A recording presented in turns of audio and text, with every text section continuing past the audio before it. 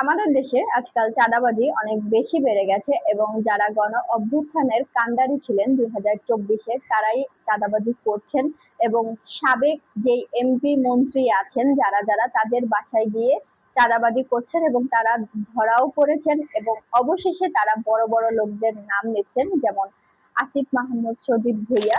আসিফ মাহমুদ সজীব ভুঁইয়া যে শুধুমাত্র এই একটা চাঁদাবাজির সাথে যুক্ত সেটা না, এর আগে তার বাবার বিভিন্ন অকাজ বা কর্মকাণ্ড যেগুলো হচ্ছে খুবই দৃষ্টিগোচর ছিল মানুষের, এবং যেটা হচ্ছে মানুষ মেরে ফেলা, লাইসেন্স নিয়ে। তারপর আসিফ মাহমুদ সজীব ভুঁইয়ার পিএস 100 কোটি টাকার বেশি পাচার করেছেন এবং তিনি আত্মসাৎ করেছেন, এরকম সংবাদ পাওয়া গিয়েছে। তো এই সব কিছু যদি অভিযোগ হয় শুধুমাত্র একজনকে উপদেষ্টার পদ থেকে বিতাড়িত করার জন্য, এটা কতটুকু যুক্তিযুক্ত আমি জানি না। উপদেষ্টা আসিফ মাহমুদ সজীব ভুঁইয়ার নিশ্চয়ই কোনো না কোনো ত্রুটি রয়েছে, যার কারণে তার বিরুদ্ধে এত এত অভিযোগ রয়েছে।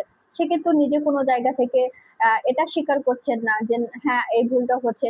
তিনি বলছেন তদন্ত হবে, তো এরকম সেরকম অনেক অনেক অজুহাত দেখাচ্ছেন এবং সে এগুলোর সাথে যুক্ত না, তার বাবা যুক্ত না।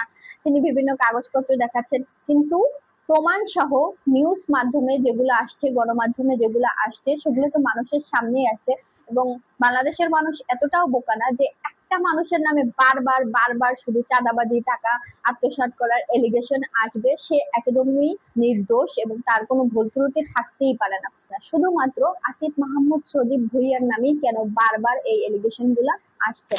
যেহেতু তার নামে এরকম এলিগেশন বারবার আসছে, তো সরকারের উচিত তার এই বিষয়টা তদন্ত করা এবং যতদিন না তিনি নির্দোষ প্রমাণিত হচ্ছেন ততদিন তাকে এই পদ থেকে স্থগিত করে দেওয়া, যাতে তিনি এই পদের কোনো কার্যকলাপ চালিয়ে যেতে না পারেন। যে তিনি নীলা মার্কেটের হাঁস বলেন আর ওয়াশিংটনে গিয়ে খাবার খাওয়া বলেন, ব্রেকফাস্ট করা বলেন, এটা তারা পারে। এখন তার সেই অ্যাবিলিটি হয়েছে, সেজন্য সে পারে। এটা নিয়ে রমরমিয়ে নিউজ করার কিছু নেই বা এটা বলারও কিছু নেই। এটা এখন তার সেই অ্যাবিলিটিটা হয়েছে, এই জন্য সে সেখানে যেতে পারছে এবং সে এই কাজগুলো করতে পারছে।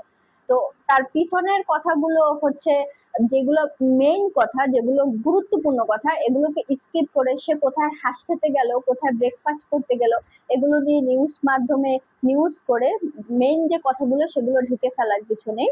তো নিউজ মাধ্যম কর্মীরা এসব রং জ্বলিয়ে এসব নিউজ না করে আসল সত্যগুলো, আপনাদের যে কাজ, যে আসল সত্যটা মানুষের সামনে, সাধারণ মানুষের সামনে তুলে ধরা, আপনারা সেই কাজগুলো করেন। তো আমি গণমাধ্যম কর্মীদের বলবো যে আপনারা এসব রং জ্বলিয়ে এসব কার্যকলাপ করা বাদ দেন। তার থেকে ভালো আপনারা সত্য জিনিসটা এবং যতটুকু সত্য ঠিক ওইটুকুই মানুষের সামনে তুলে ধরেন। সেটাই সাধারণ মানুষের জন্য অনেক বেশি ভালো হবে এবং সাধারণ মানুষরা অনেক বেশি তুষ্ট থাকবে।